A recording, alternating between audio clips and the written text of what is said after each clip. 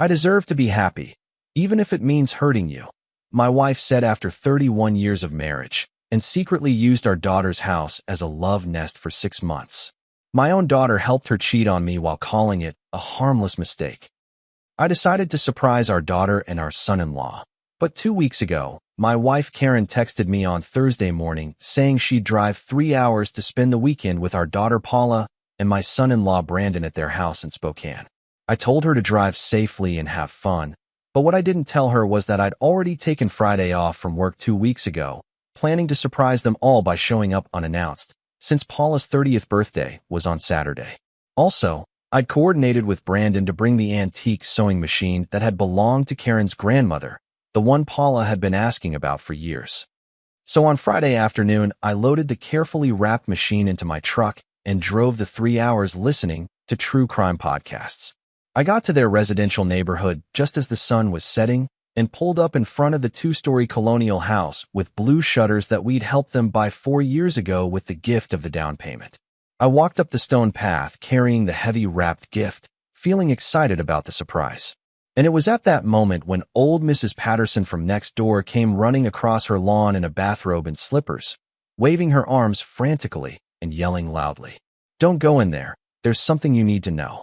Her face was flushed and her eyes were wide with an expression that looked like panic mixed with pity. I felt a pit in my stomach because that expression on someone's face when they look at you never means anything good. It never means your life is about to get better, only that it's about to get worse in ways you haven't imagined yet. 5 minutes later, after she'd grabbed my arm, pulled me into her house, and hurriedly told me what she'd witnessed over the last 3 days, I was standing in her living room with the phone in my trembling hand calling 911, while she stood by encouragingly and whispered, "Are you doing the right thing?" In that instant, I realized that everything I thought I knew about my family, my marriage, and my life was about to shatter like glass hitting concrete. My name is Daniel Foster. I'm 53 years old, and this is the story of how I discovered my wife's betrayal, my daughter's complicity, and how I made them all pay for what they'd done. Let me go back 3 weeks to give you the context that makes all this make sense. Karen and I had been married for 31 years. We were high school sweethearts. We got married young. We had Paula at 23 and built what I thought was a solid life together. I worked as a civil engineer for the county, a stable job with good benefits. Karen had been a stay-at-home mom until Paula went to college, and then she worked part-time at a bookstore because she liked being around books and people. Our marriage wasn't perfect, but whose is? We'd had rough patches over the years, arguments about money, Paula's teenage rebellion, and Karen's mother's long illness, but we'd gotten through it all, or so I thought. We had a routine, a comfortable rhythm, date nights on Fridays when we could, coffee in bed on Sunday mornings, small kindnesses, and familiar patterns. Paula had married Brandon 5 years ago. He was an insurance adjuster, a decent guy, a little bland, but he treated Paula well, and that's what mattered. They bought the house in Spokane because Brandon was transferred there for work.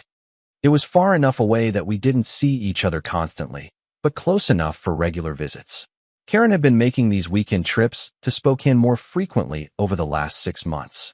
Once a month became twice a month, and then almost every other weekend. She'd say Paula needed help with projects at the house, or that they were going shopping together, or just that she wanted to spend time with her daughter. I never questioned it because it seemed natural for a mother and daughter to want time together.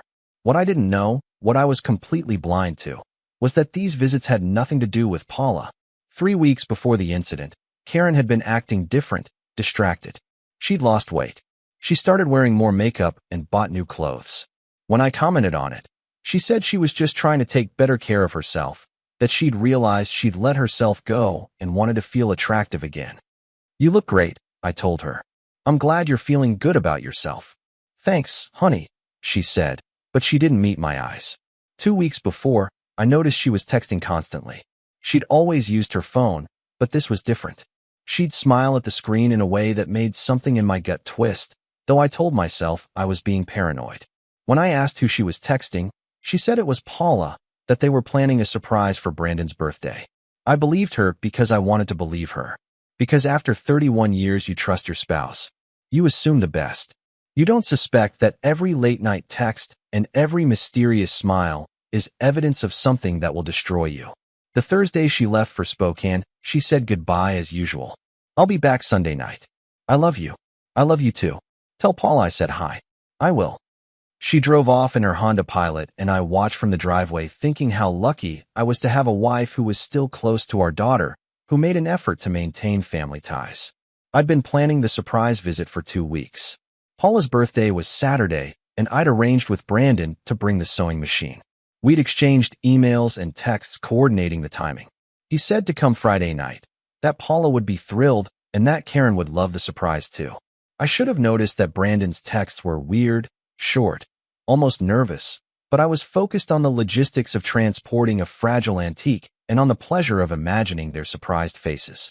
Friday afternoon, I loaded up the truck and texted Brandon. On my way, should be there around 6:30. He replied, okay, just okay, not a great. Oh, I can't wait, just okay. But I didn't think about it. I was already on the road with the windows down and the music playing, feeling good about surprising my family. The drive was nice. It was late September, and the leaves were starting to turn with that kind of crisp weather that makes you feel alive. I stopped once for coffee and gas. I texted Karen, how's the visit going? She didn't reply right away, which wasn't unusual. She was probably busy with Paula. I got to Spokane just before 6:30, navigated to the familiar neighborhood, and pulled up in front of the house with the blue shutters. Brandon's car was in the driveway. Karen's Pilot was parked on the street. The lights were on inside. Everything seemed normal. I got out of the truck and went around to the back to get the sewing machine down. It was heavy and awkward to carry.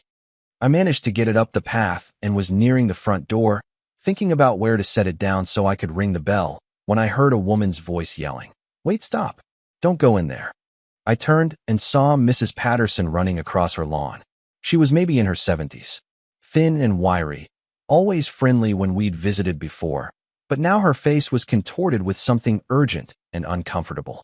"Mrs. Patterson," I said, setting the sewing machine on the ground. "What's wrong?" She reached me, breathing hard. "Mr. Foster, Daniel, there's something you need to know before you go in that house." My heart started hammering. Is someone hurt? Is Paula okay? Nobody's hurt, but you need to know what's been going on. Come to my house, please. You need to hear this before you knock on that door. The tone of her voice, the look in her eyes. It was fear mixed with pity. The kind of look people give you when they're about to destroy your world and they know it. "Just tell me," I said. "Out here." "No, please. Come inside 5 minutes. That's all I need." Something inside me knew. Some primal instinct that recognizes danger before your conscious mind catches up. My legs felt weak, but I followed her across the lawn to her house. She led me into her living room and gestured for me to sit. I remained standing. "Tell me," I said. Mrs. Patterson took a breath. "Your wife has been visiting." "Yes, but not to see Paula. She's been seeing another man. He comes to the house when Brandon's at work. They're in there together now. I've seen them arrive separately. I've seen them through the windows. I saw him kiss her goodbye. At first I thought maybe he was a contractor or something, but then I saw how they were with each other, and I knew. I've been wrestling with whether to tell you, and then I saw you pull up, and I couldn't let you walk in there without knowing." The words hit me like physical blows. "What?" "No, Karen's in there with Paula." "Paula hasn't been home in 3 days," Mrs. Patterson said gently. "She and Brandon left on Wednesday morning with suitcases. I think they went on a trip. Your wife arrived Wednesday afternoon, and this man showed up about an hour later. They've been in that house together ever since." "That's impossible. I know what she probably told you, but I'm telling you what I've seen. I live next door. I see everything. Your wife is having an affair, and your daughter's house is where they're meeting." "I'm so sorry." I stood there processing, my brain refusing to accept the information. This was crazy. Karen wouldn't cheat. Paula wouldn't facilitate it. Mrs. Patterson must be confused, but the look on her face wasn't confusion. It was certainty and compassion and devastation. "Who's the man?" I asked, my voice sounding distant. "I don't know his name. About 50s, salt and pepper hair, drives a black Mercedes well-dressed. They look comfortable together, like they've been doing this for a while." My hands were shaking. I pulled out my phone, staring at it as if it might have answers. I should call Karen, confront her. But what if Mrs. Patterson was wrong? What if there was an explanation? "You don't believe me," Mrs. Patterson said. "I get it, but I wouldn't lie about something like this. I've been watching this all week wondering if I should say something. I almost called you myself. but I thought maybe I was misreading it. But when I saw you pull up with that wrapped gift, looking so happy, I couldn't let you walk into that situation unprepared. What should I do? I asked. Call the police. The police? Why? Infidelity isn't illegal. No, but they're in your daughter's house without her permission. As far as I can see, Paula and Brandon are out of town. Your wife let this man into their home. That's trespassing. At the very least, it will force a confrontation with witnesses present. It will prevent violence or anyone claiming things happened that didn't. Trust me on this. I thought about it. My first instinct was to storm in there, kick down the door, and confront them. But Mrs. Patterson was right. That could go wrong in 100 ways. If I called the police, there would be official documentation. Witnesses. No, he said. She said. Okay, I said. I'll call. I dialed 911 with hands that wouldn't stop shaking. The operator answered, 911. What's your emergency? I need to report a trespassing situation. My daughter's house at 2847 Maple Street. There are people inside without her permission. She's out of town. Are you at the location now? I'm next door. I was coming to visit, and the neighbor informed me of the situation. Are the individuals armed or dangerous? No, but I need officers here to document this. Sending a unit now. Stay where you are. Officers will arrive in 10 minutes. I hung up. Mrs. Patterson was watching me with sad eyes. You're doing the right thing, she said. I'm doing the right thing. I'm calling the police on my wife. You're protecting yourself and you're documenting the truth. When this goes to divorce court, and it will, you'll need every bit of evidence you can get. Divorce. The word made something inside me break. 31 years, 3 decades of marriage. Gone because Karen decided to sleep with some guy in our daughter's house, while Paula was conveniently out of town. Does Paula know? I asked. Is she part of this? Mrs. Patterson hesitated. I can't say for sure, but her leaving just as your wife arrived with bags for several days. It seems planned. I'm sorry. My daughter, my only daughter, had helped facilitate her mother's affair. Let Karen use her home as a love nest and lied to me about it. The betrayal was so complete, so absolute, I couldn't fully process it. My brain kept trying to find other explanations, ways this could be innocent, but I knew it wasn't. I heard sirens in the distance. Mrs. Patterson heard them too. They're almost here, she said. Whatever happens next, remember that you didn't cause this. They did. All of them. The sirens got louder. 2 police cruisers pulled up in front of Paula's house. 4 officers got out. I walked outside across the lawn, my legs moving on autopilot. Are you the one who called? An officer asked. Yes, Daniel Foster. That's my daughter's house. She's out of town. My wife is inside with another man. They don't have permission to be there. How do you know they're inside? The neighbor witnessed them go in together. My wife's car is parked on the street. She told me she was visiting our daughter, but our daughter isn't home. And your daughter didn't give her permission to be in the house. Not that I know of, but I need to confirm what's happening. I need to see this. The officer looked at his partner, then at me. Sir, we'll knock on the door and investigate. Please stay here. That's my wife in there. I'm going with you. She doesn't know I'm here. She thinks I'm at home in Seattle. I need to see her face when she realizes she's been caught. The officer studied me for a moment, probably assessing whether I was going to be a problem. Whatever he saw made him nod. Stay behind us. Let us handle this no contact until we say it's safe. Understood. We approached the house. The officers took positions on either side of the door. One knocked loudly and authoritatively. Spokane police, open the door. Nothing happened for maybe 30 seconds. Then I heard movement inside. Voices, footsteps. The door opened a crack, and there was Karen wearing a robe I didn't recognize. Her hair was messy, her face flushed. When she saw the police, her expression was confusion. When she saw me standing behind them, it was pure terror. Daniel, what are you? Ma'am, are you Karen Foster? The officer asked. Yes, but do you have permission to be in this residence? This is my daughter's house. I'm visiting. Your daughter Paula and her husband Brandon are out of town. Correct? Karen's face went through emotions so fast I could barely follow them. Confusion, fear, guilt, panic. How do you? Is there another individual inside with you? This is not what, ma'am. I need you to answer the question. Is there another person inside this residence? A man's voice called from behind her. What's going on? The officer's hand moved to his gun, not drawing it, but ready. Sir, come to the door now. A man appeared behind Karen. 50s, gray hair, expensive casual clothes, barefoot, looking confused and alarmed. "Officers, what is this about? Are you the homeowner?" "No, I'm a friend." "A friend of the owner?" "A friend of Karen's." "And did the homeowner give you permission to be here?" The man looked at Karen, the situation dawning on him. "This is her daughter's house," she said. "I'm the homeowner's father," I said, stepping forward. "My daughter Paula and my son-in-law Brandon are in Montana. They did not give permission for anyone to be in their home. I have their contact information. Call them." The officer looked at me, then at Karen and the man. "Everyone step outside, please." They came out onto the porch. Karen was crying now. "Daniel, please, can I explain?" "Don't," I said. "Don't say a word to me." The officers separated us, started asking questions, got Paula's phone number from me, and called her. I could hear his side of the conversation. "Miss Harper, this is Officer Suyabin with the Spokane Police. I'm at your residence.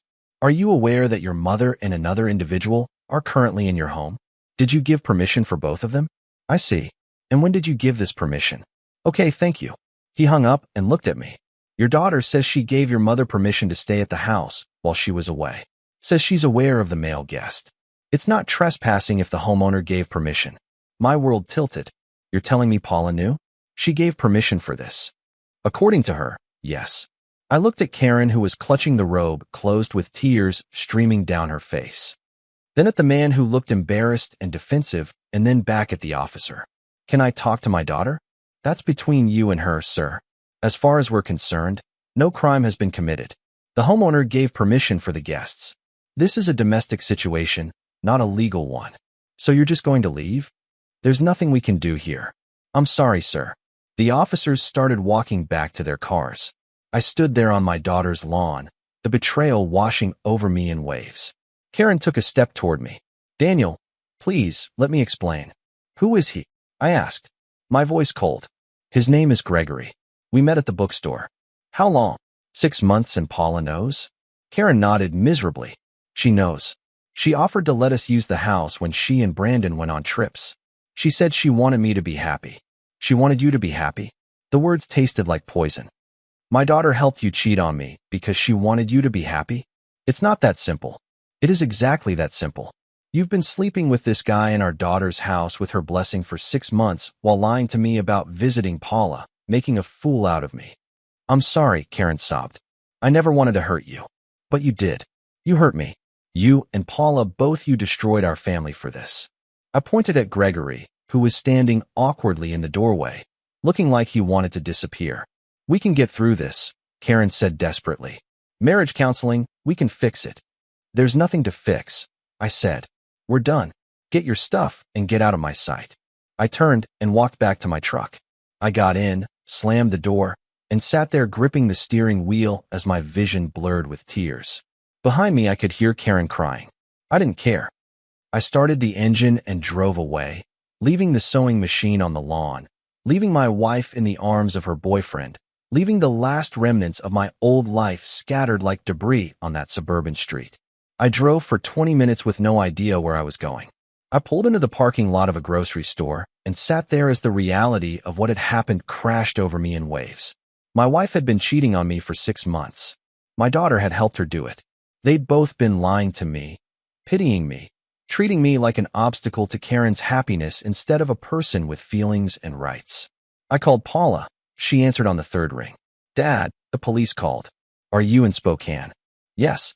I came to surprise you for your birthday." Imagine my surprise when the neighbor told me about Mom's boyfriend. Silence. Then, "Dad, can I explain?" "Explain what?" "That you've been helping Mom cheat on me? That you let them use your house as a love nest? That you've been lying to me for 6 months?" "It's not like that." "Then what is it like, Paula?" "Because from where I'm sitting, it looks like my daughter betrayed me to help my wife sleep with another man." "Don't be crude." "I shouldn't be crude. You're facilitating infidelity, and I'm the one who needs to watch my language." Mom was unhappy. She's been unhappy for years. She needed something for herself, something to make her feel alive. I couldn't watch her suffer anymore. "So you decided to help her destroy our marriage instead of talking to me, instead of suggesting counseling, instead of doing literally anything that didn't involve deceit and betrayal. You wouldn't have understood. You would have made it all about you." "It is about me." I'm her husband. When your spouse is unhappy, you talk about it. You work on it together. You don't sneak around behind their back with your daughter's help. Dad, I'm sorry you're hurt, but Mom deserves to be happy. She's given us her whole life. She deserves something for herself. And I don't. I've worked for 30 years to provide for this family. I've been faithful and present and supportive. But none of that matters, because Mom needs to feel alive by sleeping with some guy named Gregory. His name is Greg, and he's actually very nice. I don't give a damn what his name is or how nice he is. He's sleeping with my wife, with your mother, and you helped make it happen. Do you understand what you've done? I helped Mom find happiness. You destroyed your parents' marriage. Congratulations, Paula. I hope Mom's happiness was worth it. I hung up, threw the phone on the passenger seat, and sat there shaking with rage and grief and disbelief.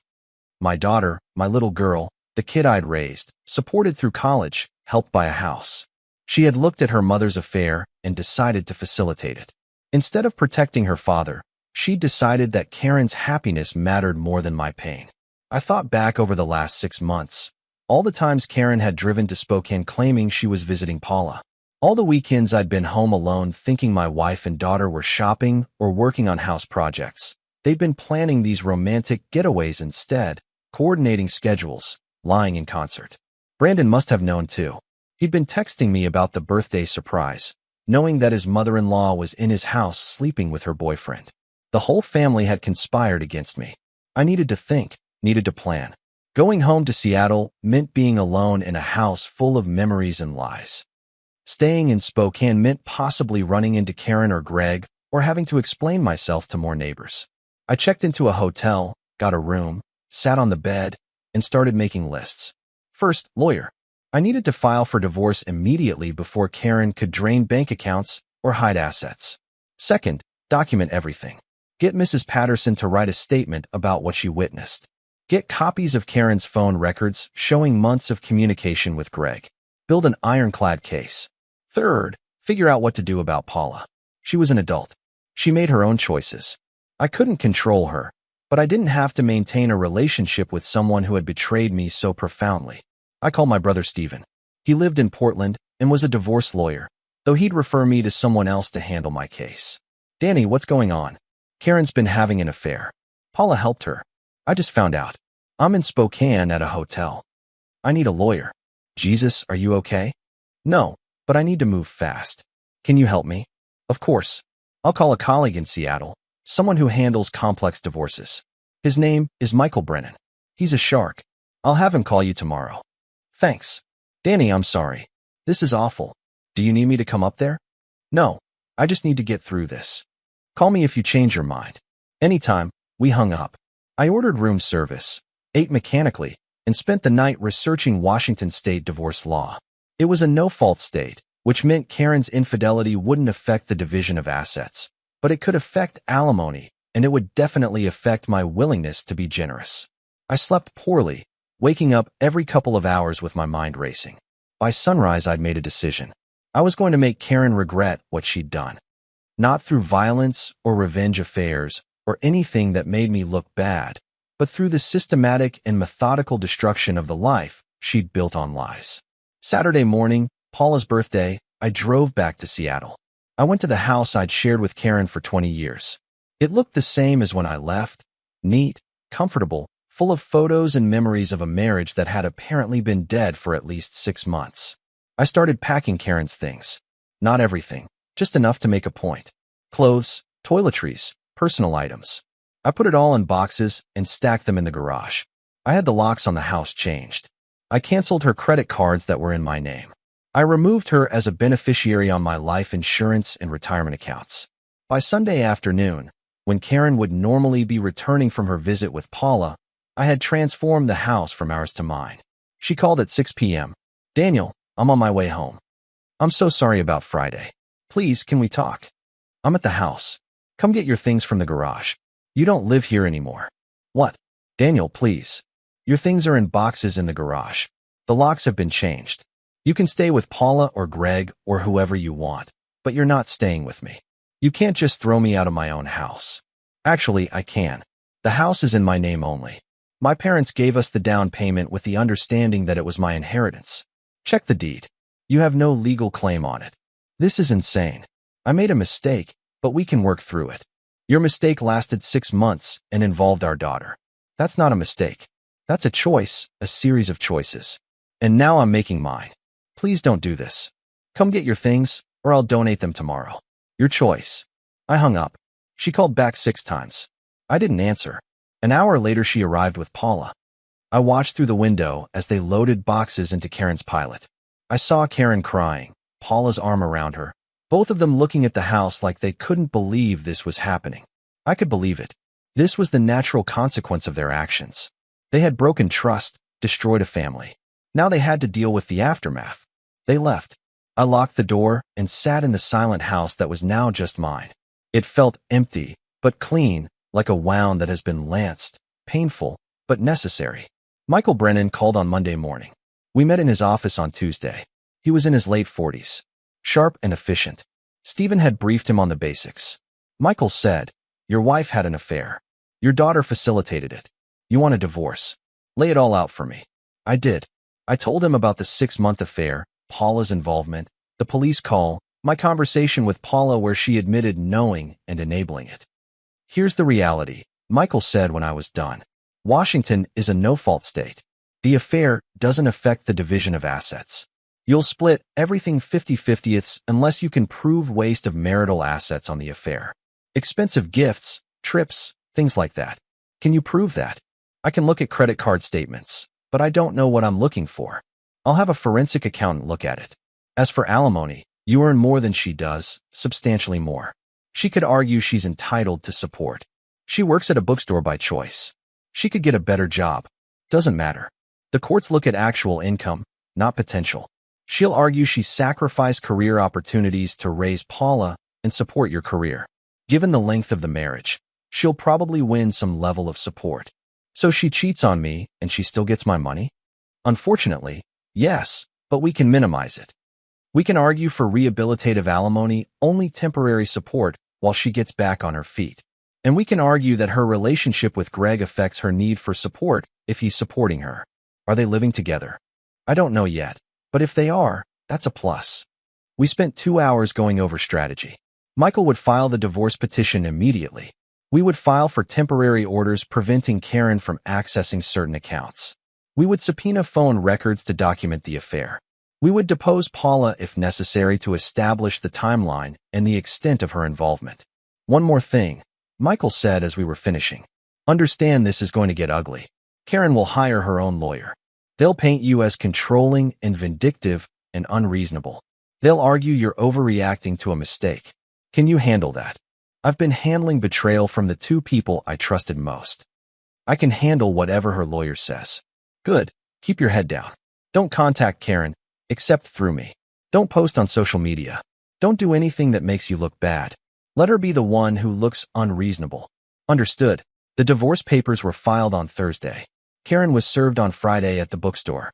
According to the process server, she cried and said there must be a mistake, that we were working things out. We weren't working anything out. I was burning it all to the ground. The next 3 months were a war waged through lawyers. Karen hired a lawyer named Patricia Gomez who immediately painted me as a vengeful husband, punishing Karen for being honest about her needs. They filed motions claiming I'd illegally locked Karen out of the marital home, demanding I pay her rent for an apartment, seeking full access to all accounts. Michael countered every motion, pointed out the house was my separate property, that Karen had chosen to leave by engaging in an affair, that she had family she could stay with. The judge split the difference, ruled the house was mine, but that I had to pay Karen temporary support of $200 a month until the divorce was finalized. Fine, I'd pay it, but I wouldn't give her $1 more than was legally required. The forensic accountant found evidence of waste. Over 6 months, Karen had spent $1,200 on new clothes, jewelry, hotel rooms, and dinners, all on credit cards I was paying for. She'd been financing her affair with marital assets. Michael filed an amended petition seeking reimbursement for that waste. Karen's lawyer argued it was normal spending for a woman in her 50s trying to feel confident. Michael countered that it was spending to facilitate an affair and should be reimbursed to the marital estate. Discovery was brutal. We subpoenaed Karen's phone records, which showed thousands of texts and calls to Greg's number. We subpoenaed her email, finding love notes and explicit messages. We deposed Paula, who admitted under oath that she'd known about the affair from the beginning. She'd offered her house as a meeting place and had lied to me repeatedly to cover for her mother. Did you feel any guilt about lying to your father? Michael asked during the deposition. I felt bad, Paula said, but I felt worse watching my mom be unhappy. She gave up everything for us.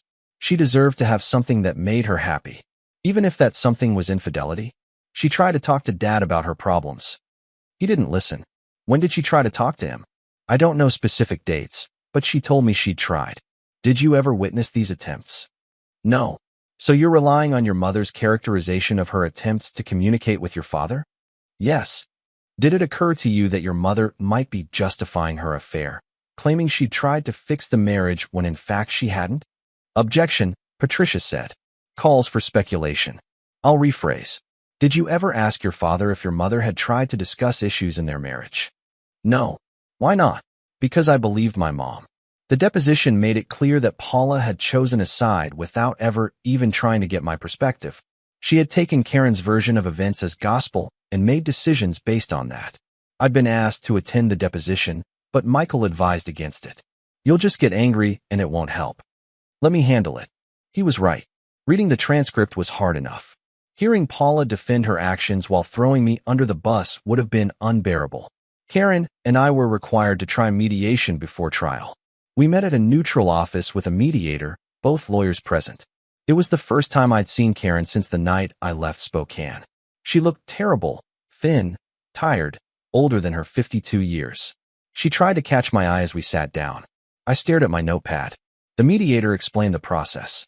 We'd discuss each issue: property division, support, retirement accounts, and try to reach a settlement. If we couldn't, we'd go to trial. Let's start with the house, the mediator said. Mr. Foster claims it's his separate property. Mrs. Foster, what's your position? I lived there for 20 years, Karen said. I maintained it, decorated it, made it a home.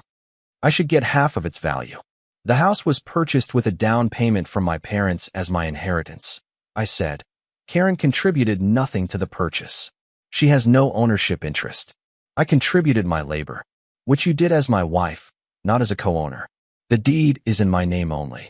Washington law is clear that property acquired by gift or inheritance remains separate unless explicitly commingled. So I get nothing? After 30 years of marriage, I get nothing? You get half of everything we acquired during the marriage. The house isn't part of that. Karen started crying. Patricia put a hand on her arm. This is exactly the kind of vengeful behavior. It's not vengeful, Michael cut in. It's following the law. The house is separate property. Mrs. Foster has no claim to it. We went back and forth for 3 hours. I agreed to split the retirement accounts 50-50ths, even though most of the balance came from my earnings. I agreed to give Karen her car outright. I agreed to split the furniture and personal property, but I wouldn't budge on the house or on limiting support. I offered her 3 years of rehabilitative support at $1,500 a month. She wanted 10 years at $300 a month. You're trying to punish me, Karen said at one point, looking directly at me for the first time. You're using the divorce to hurt me because I hurt you. I'm protecting myself, I said calmly. You spent 6 months lying to me, stealing from our accounts to finance an affair, and recruiting our daughter to help you. I don't owe you anything beyond what the law requires. I made a mistake. You made a choice. Every time you texted Greg, every time you drove to Spokane, every time you looked me in the eye and lied, those were choices. I'm sorry, she sobbed. I'm so sorry. I never wanted things to go this far. What did you think would happen? That I'd find out and be okay with it? I thought we could work it out, go to counseling, fix things. You don't fix a marriage by destroying it first. We didn't reach an agreement. The mediator scheduled a second session for the following month. We left separately, Karen crying in the parking lot with Patricia, me walking to my car, feeling nothing but relief that I'd held my ground. Michael called that night. You did great today. You didn't lose your temper. You didn't give them any ammunition. Patricia's going to push for trial if we don't settle, but I think Karen will break before then. She doesn't want to testify under oath about the affair in front of a judge. And if she doesn't break, then we go to trial and we win. The evidence is overwhelming. She committed adultery, wasted marital assets, involved her daughter in the deception. No judge is going to reward that behavior. And Paula? What about her? Can I do anything about her involvement? Legally, no. She's an adult. She didn't break any laws. Morally, she behaved terribly, but there's no legal recourse. I haven't spoken to her since the initial phone call. She's tried to reach out, but I've ignored her. That's your right. You're not obligated to maintain a relationship with someone who betrayed you, even if that person is your child. She's been posting on Facebook about how hurt she is that I'm cutting her out, playing the victim. Block her. Don't engage. Let her tell whatever story she wants. You know the truth.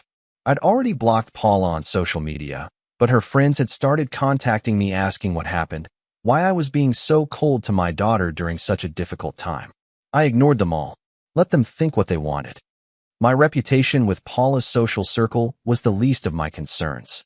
The second mediation session a month later went no better than the first. Patricia had coached Karen to be more aggressive, to demand what was owed to her rather than what was fair. It backfired. You had an affair, I said when she demanded half the value of the house. You destroyed our marriage. You don't get a reward for that. I spent 30 years supporting you, and I spent 30 years providing for you. We're even. Take your half of the assets and move on. You have no heart. I'm practical. We're getting a divorce because you were unfaithful. That has consequences. We ended the session with no progress. Patricia told Michael she'd be requesting the trial. We'll see you in court, she said as she packed her briefcase. Looking forward to it, Michael replied. The trial was set for 6 weeks out. Michael spent those weeks preparing witnesses, organizing evidence, crafting arguments. I spent them working, going to the gym, trying to build a life that didn't revolve around betrayal and anger. I dated a woman named Laura for 3 weeks before I realized I wasn't ready. She was gracious about it when I ended things. Call me if you change your mind, she said. But take some time to heal first. She was right. I wasn't healed, I was just numb. 2 weeks before trial, Patricia called Michael with a settlement offer. Karen would accept 4 years of support at $200 a month, half the retirement accounts, her car, and half the personal property. She'd waive all claims to the house. She caved, Michael said when he called me. She doesn't want to testify. Greg probably doesn't want to testify either. Take the deal. 4 years is more than you wanted, but it's not 10 and 200 is less than 3. You're paying $96,000 total on a 30-year marriage with your income disparity. That's a win. I thought about it. 4 years of payments, $96,000, a number I could live with if it meant being done. Okay, I said. I'll take it. The agreement was drafted, signed, and submitted to the court. The judge approved it without a hearing. Just like that. 31 years of marriage dissolved in a legal document dividing assets and assigning obligations. Karen sent me an email after the decree was final. I know you'll never forgive me, but I want you to know I never stopped loving you. I just got lost and made terrible choices. I'm sorry for the pain I caused. I hope someday you find happiness again. I deleted it without replying. I didn't want her apology. I didn't want her love. I wanted her out of my life, and now she was. Paula kept trying to reach out. Emails, voicemails, even a letter sent to the house. They all said the same thing. She was sorry I was hurt, but she defended her decision to help Karen, and she hoped we could eventually rebuild our relationship. I finally responded with a single email. You chose your mother over me. You facilitated her affair, and you lied to me for 6 months. I don't forgive that. Don't contact me again. She didn't. Or maybe she did, and I blocked it before I saw it. Brandon sent me a message a few months after the divorce was final. I understand you're mad at Paula. I don't blame you, but I want you to know I wasn't aware of the extent of what was happening. I knew Karen was visiting, but I thought it was just mother-daughter time. When I found out Greg was there, I was as shocked as you. I didn't believe him. He'd been texting me coordinating the birthday surprise, knowing his mother-in-law was in his house sleeping with her boyfriend. He knew something, but I didn't have the energy to argue with him. I just replied, okay. A year after the divorce, I sold the house. It was too big for one person and too full of memories. I bought a condo downtown, modern and impersonal, a place to start over without ghosts. I dated, but nothing stuck. The trust was too damaged. Every time a woman seemed interested, I found myself looking for signs that she was lying, hiding something, waiting to betray me. They're not all Karen, My therapist, Dr. Williams, said repeatedly. You're punishing new people for her mistakes. I'm protecting myself. You're isolating yourself? There's a difference. Maybe she was right, but isolation felt safer than vulnerability. I heard through mutual friends that Karen and Greg had broken up. Apparently, once the affair was out in the open and no longer a secret, it lost its appeal. Karen was living alone in an apartment, working at a different bookstore, trying to put herself back together. Part of me felt satisfaction at that. Part of me just felt tired. Paula had a baby, a girl. She sent me an announcement, a picture of the baby with the name Sophia written in calligraphy. I looked at the picture of my granddaughter and felt nothing. I should have felt joy or at least curiosity. Instead, I felt only the distance that had grown between Paula and me. I didn't respond to the announcement, didn't send a gift, didn't acknowledge the birth in any way. Paula was a stranger, now, someone I used to know who had proven untrustworthy. Her daughter was a stranger's child. More time passed. I got promoted at work. I bought a new truck. I traveled to places I'd always wanted to see. I built a life that was my own, uncomplicated by other people's needs or lies. 2 years after the divorce, on what would have been my 33rd wedding anniversary, I got an email from an address I didn't recognize. The subject was, "I'm sorry, I almost deleted it, but something made me open it. Dad, I know you don't want to hear from me. I respect that, but I need you to know something. Sophia is sick. She has leukemia. We caught it early and the prognosis is good, but she needs bone marrow. Brandon and I aren't a match. We've checked the registry, but we haven't found a donor yet. I'm asking you, begging you if you'd get tested. You're her grandfather. You could be a match. I know I don't deserve your help. I know I destroyed our relationship, but Sophia is innocent. Please, for her. Paula." I read it 3 times. My granddaughter had leukemia. A 2-year-old child was sick and needed help. And Paula was asking me, the father she betrayed, to potentially save her. My first instinct was to delete the email and forget about it. Paula had made her choices. I had made mine. We were done, but a 2-year-old with cancer hadn't made any choices. Sophia hadn't betrayed me. She was just a sick little girl who needed help. I thought about it for 2 days, called Dr. Williams and talked it through. "What do you want to do?" she asked. "I don't know. Part of me wants to help because she's my granddaughter and she's sick. Part of me wants to refuse because it would hurt Paula and I want Paula to hurt like I hurt. That's honest. So which part do you want to listen to?" The question isn't which part one want to listen to. It's which part one can live with. I was a match, not a perfect one, but close enough to be a viable donor. The transplant coordinator explained the process. It would involve surgery, general anesthesia, recovery time. There were risks, though minimal, for a healthy adult. "When do you need an answer?" I asked. "We need to schedule soon. The child's condition is stable, but it could deteriorate. The sooner the better." "I'll do it," I said. "We'll have to contact the family." I am the family. The patient is my granddaughter. Her mother is my daughter, Paula Harper. The coordinator paused. "I see. We'll coordinate with the family then. Thank you for being willing to donate." I hung up and sat in my condo, feeling something break open inside me. I was going to save Sophia, but that meant seeing Paula again. It meant being connected to this family I'd cut off. The hospital contacted Paula. She called me immediately. "Dad, they said you're a match. They said you're willing to donate. Is it true?" "Yes." "Oh my God. Thank you. Thank you so much. You're saving her life. I'm doing it for Sophia, not for you. I know, I understand, but still, thank you. I'll make the donation, but that doesn't mean we're reconciled. That doesn't mean I forgive what you did. I'm helping a sick little girl. That's all. I get it. Whatever terms you want. Just thank you." The surgery was scheduled for 3 weeks later.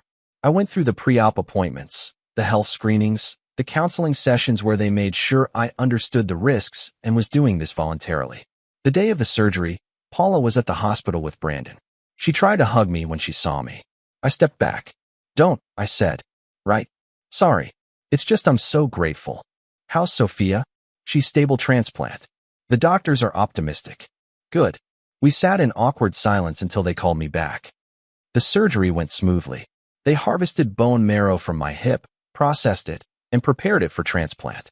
I woke up sore and groggy and was kept overnight for observation. Paula visited my room, standing in the doorway looking uncertain. "They'll transplant the marrow tomorrow morning," she said. "The doctors are confident it will take." "Good." Dad, I know you don't want to talk about us, but I need to say something. I was wrong about everything. I should have talked to you about Mom being unhappy. I should have tried to get you both to counseling. I shouldn't have helped her have an affair. I told myself I was supporting Mom, but really I was just taking the easy way out. It was easier to help her sneak around than to confront the real problems. I'm sorry, truly I am. I looked at my daughter.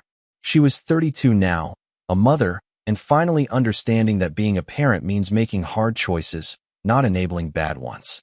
You hurt me more than Karen did, I said, because you were my daughter. I expected Karen's betrayal in the end, but I never expected yours. I know. I was selfish. I wanted Mom to be happy, and I didn't think about what it would cost you. Do you get it? Now that you're a mother, would you want someone to help Brandon cheat on you? No, God. No, I'd be devastated. That's what you did to me. Paula's tears were real, not manipulative. I know I can't undo it, but I want to try to make it right. Not back to the way things were, because we can't, but to build something new if you're willing. I was quiet for a long time. The anger that had sustained me for 2 years was still there, but it was tired. I was tired. Holding on to hate was exhausting. I can't forgive you, I said finally. Not yet. Maybe never. But I can be in the same room with you for Sophia's sake. Maybe that's enough for now. That's more than I deserve. Thank you. Paula left. I lay in the hospital bed thinking about choices and consequences. About how betrayal damages trust in ways that never fully heal. About how becoming a grandfather changes your priorities, whether you like it or not. Sophia's transplant was a success. The marrow took. Her prognosis improved dramatically. She'd need monitoring for years, but the doctors were optimistic about a full recovery. I visited her once in the hospital. I saw this tiny little girl with tubes and monitors fighting a disease she was too young to understand. She looked at me with Karen's eyes and Paula's smile, and something in me shifted. I couldn't hate Paula forever. Not when her daughter needed me. I couldn't hold a grudge when life was so fragile. Paula and I began to talk cautiously, with boundaries. I didn't ask about Karen. She didn't push for more than I was willing to give. We focused on Sophia, her treatments, her progress, her future. I met Sophia when she was 3 after recovery. She was shy, but sweet, curious about the grandpa she'd never known. I brought her books and toys, visited her for short periods trying to figure out how to be present without getting consumed. It wasn't reconciliation, it was something new. A relationship built on truth instead of lies, on clear boundaries instead of assumptions. Paula knew where she stood. I knew where I stood, and Sophia got to have a grandfather who showed up when it mattered. 3 years after the divorce, Karen sent another email. I heard you saved Sophia, that you donated marrow. Thank you for being there for Paula and Brandon when they needed help. I know you did it for Sophia, not for me, but still, thank you. I'm proud of the man you are, even if I destroyed our chance to be together. You deserved better than what I gave you. This time I didn't delete it. I read it.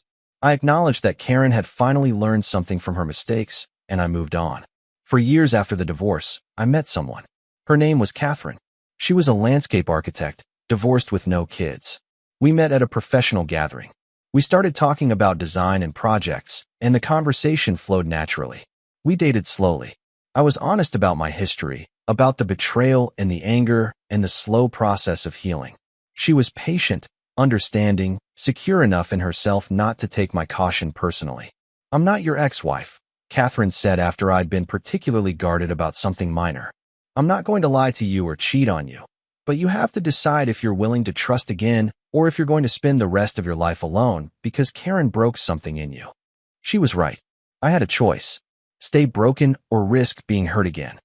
Stay safe and alone or be vulnerable and potentially build something real. I chose to be vulnerable. It was terrifying and uncomfortable, and sometimes I still looked for signs that she was deceiving me. But Catherine was patient with my damage, and slowly I learned to trust again. We got married 5 years after my divorce. Small ceremony, close friends and family.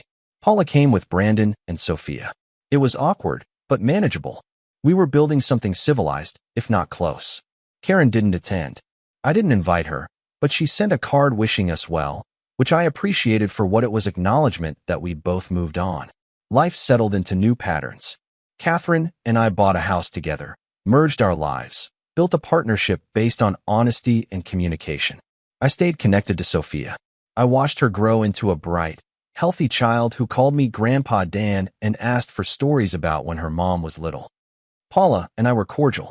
We would never be close in the way we'd been before her betrayal. That trust was gone, but we could be family in a different way, present at important moments, supportive when needed, respectful of boundaries. 6 years after the divorce, I ran into Greg at a restaurant. He was with a woman, looking happy and relaxed. He saw me and his expression turned uncertain. "Daniel," Greg said. "This is my wife, Maria." I shook her hand. "Nice to meet you." "I didn't know you two knew each other," Maria said. "We don't really," I said. "Greg dated my ex-wife briefly." "Oh," Maria said. "Well, small world." It was awkward for about 30 seconds. Then I excused myself and went back to my table where Catherine was waiting. "Was that Greg?" she asked. "Yes." "How do you feel?" "Nothing. He's just some guy who had an affair with my ex-wife 6 years ago. It doesn't matter anymore." And it didn't. The anger had burned itself out. The betrayal was history. Karen and Greg were people I used to know who had hurt me and then faded into irrelevance. 7 years after the divorce, Karen reached out asking if we could meet for coffee. I almost said no, but curiosity won. We met at a neutral coffee shop. Karen looked older, tired, but peaceful. We sat across from each other with lattes that neither of us really wanted. "Thank you for meeting me," Karen said. "I wasn't sure you would." "I wasn't sure either." "What did you want to talk about?" "I wanted to apologize. Really apologize, not just send emails. You deserved better than what I gave you during our marriage and during the divorce. I was selfish and cruel, and I justified terrible behavior by telling myself I deserved to be happy. I'm sorry." "Okay. I know I'm sorry doesn't fix anything, but I needed you to hear it face to face.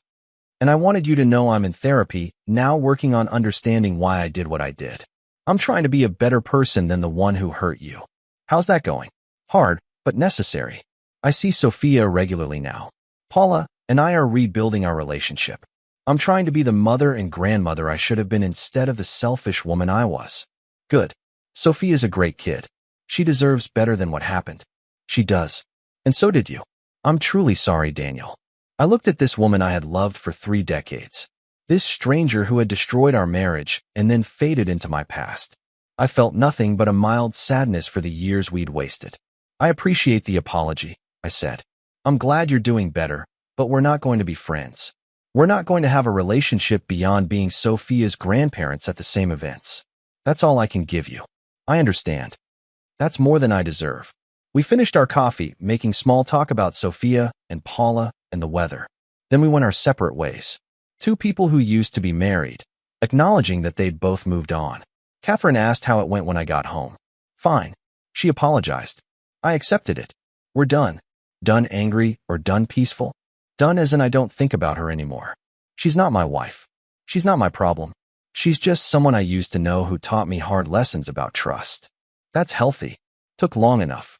8 years after the divorce, the final alimony payment was made. $96,000 over 4 years. The last check cleared, and I felt a sense of finality. The legal ties were severed. The financial obligations were met. Karen was truly gone from my life, except as Sophia's grandmother. I never spoke to her again, except in passing at Sophia's birthday parties and school events. We were cordial, brief, and distant.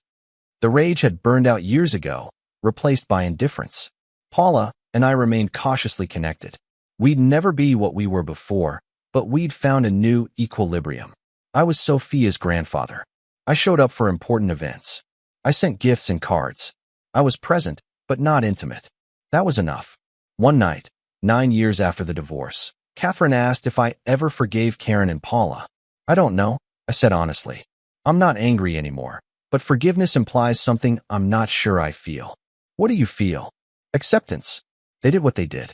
I responded how I responded. We all survived. We're all building different lives now. Maybe that's better than forgiveness." "Maybe it is," Catherine agreed. 10 years after the divorce, I got an email from Mrs. Patterson. "I'm moving to assisted living, and I'm cleaning out my house. I found a package in my garage that I think was for your daughter. It's been there since that night the police came. Would you like me to ship it to you?" The sewing machine, the antique I'd brought to surprise Paula for her 30th birthday. It had been sitting in Mrs. Patterson's garage for a decade. "Yes," I replied. "Please send it." It arrived 2 weeks later, still wrapped in the moving blankets I'd used to protect it. I unwrapped it carefully. The sewing machine was intact, beautiful, functional, a piece of family history that should have been a gift, but became a symbol of betrayal. I thought about giving it to Paula now 10 years late. I thought about the gesture meaning something about forgiveness and family, but that felt false. I didn't want grand gestures or symbolic moments. Instead, I gave it to Catherine. It was my grandmother's, I told her. It should stay in the family, but with someone who will appreciate it for what it is instead of what it represents. Catherine understood without me explaining further. She set it up in her studio, used it for her design work, and the sewing machine became part of a new story instead of being trapped in an old one. That felt right. Not forgiveness, not reconciliation, just moving on with what you had and building something new from the pieces that were left. 10 years after that terrible night in Spokane, I looked at my life and I saw something I hadn't had during my marriage. Honesty.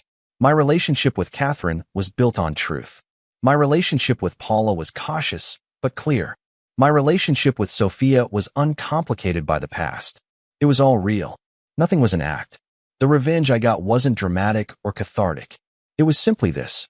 I built a better life without Karen than I ever had with her. I found a happiness that didn't require lies or secrets or betrayal. I learned to trust again slowly and carefully with someone who earned it. Karen lived her life with the knowledge that she'd destroyed something real for something that turned out to be meaningless. Greg had moved on.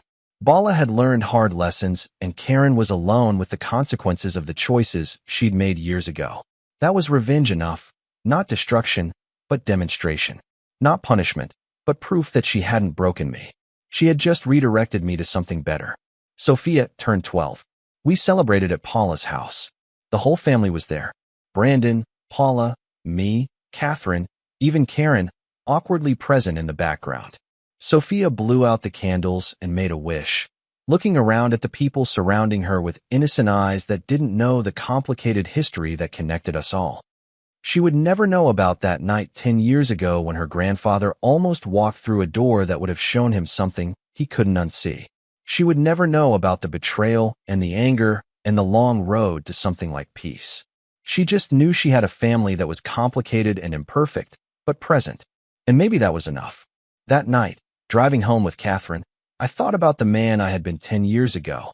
The man who had trusted completely and been shattered by that trust. The man who had stood in Mrs. Patterson's living room calling the police on his own wife as his world collapsed. That man was gone, replaced by someone harder, but wiser. Someone who knew that trust is earned, not given. That love requires truth as a foundation. That families can be rebuilt even after they're broken. The revenge wasn't what I thought it would be. It wasn't Karen's suffering or Paula begging for forgiveness or some dramatic reckoning. It was quieter than that. It was me sitting in a car with my wife, heading home to a house we'd bought together, living a life built on honesty. While Karen lived alone with her choices, and Paula lived with the knowledge that she'd sacrificed her relationship with her father for a lie. That was the revenge. I had won by surviving, by rebuilding, by refusing to let their betrayal define my life. They had lost by destroying something irreplaceable and spending the rest of their lives knowing they had done it. And somewhere in Spokane, Mrs. Patterson was in an assisted living facility telling stories about the night she stopped a man from walking into a nightmare and maybe, in some small way, saved him.